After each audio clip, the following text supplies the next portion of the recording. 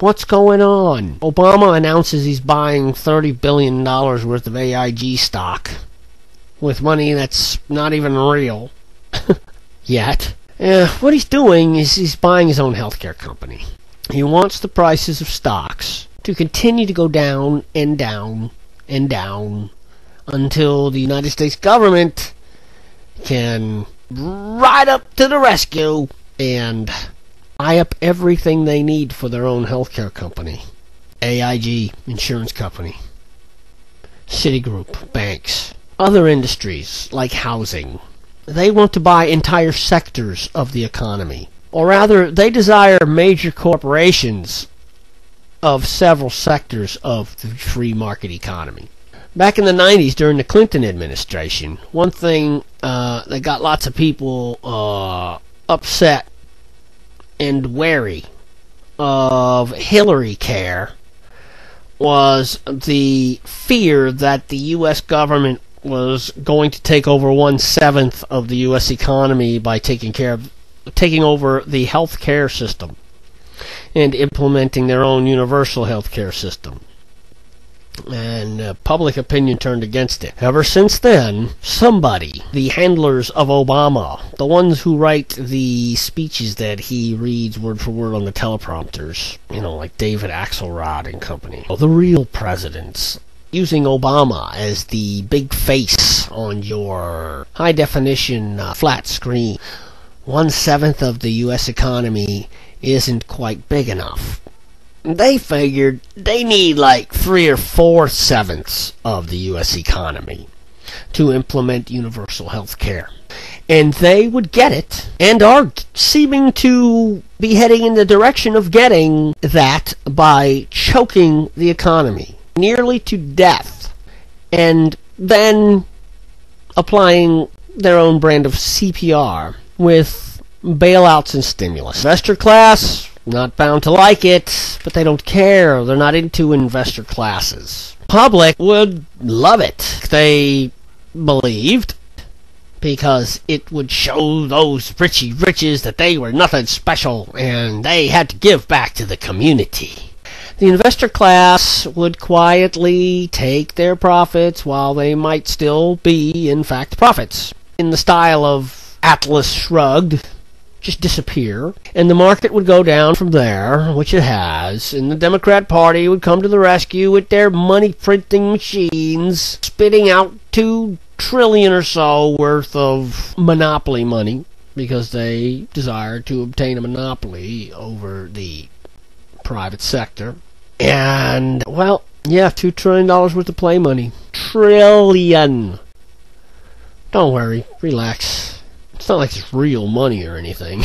Obama's real presidents behind the curtains want to buy banks, insurance companies, high-tech media like General Electric, so they can have their own, who owns NBC and MSNBC and CNBC and anything else that starts or ends with NBC, to deliver their message, what some people would call propaganda, except it's funny it's only applied to Fox News and George Bush. It's never thought of when it comes to the left-wing media, like the Clinton News Network and NBC, which is Obama's own.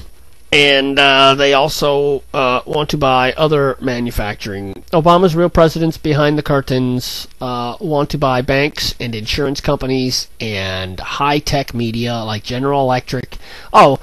Which is also a windmill manufacturing company. I guess so.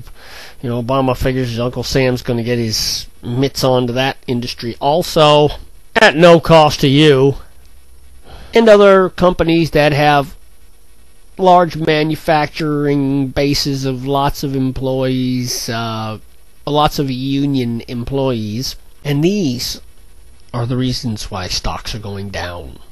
Obama threatens Wall Street with a fight a week or two ago during his Saturday morning radio/web address.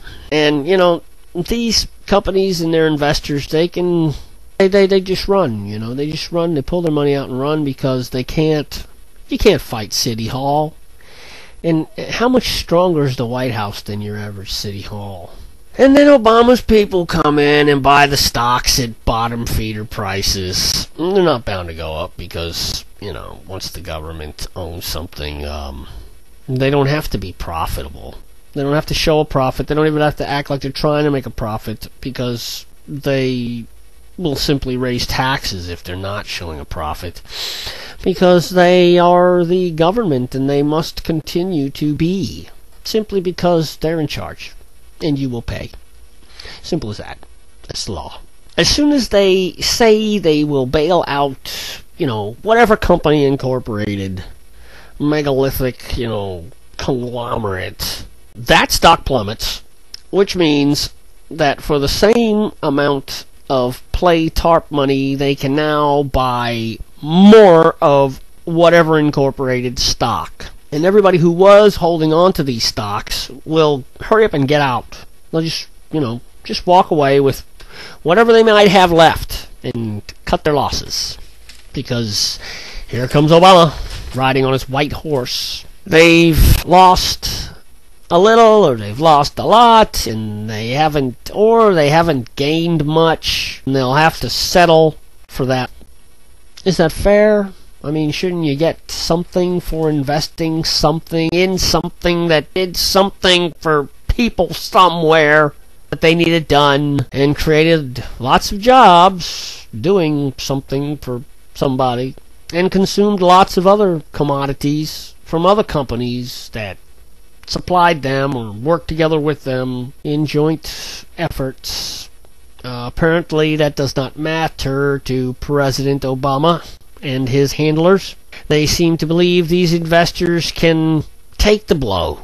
Indeed, these greedy, rich people are making money off the backs of working families. They seem to believe these people owe that money to this cause for the greater good. And you owe it to the working class, who are in many cases not even working. To taxpayers who are in many cases not even paying taxes.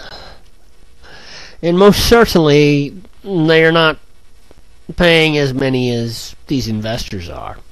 They are not paying as many taxes as these investors are paying. Many people are complaining that the debts now being incurred by the Obama administration will be paid by their grandchildren. And Obama's answer to that is that, well, grandchildren are getting free health care.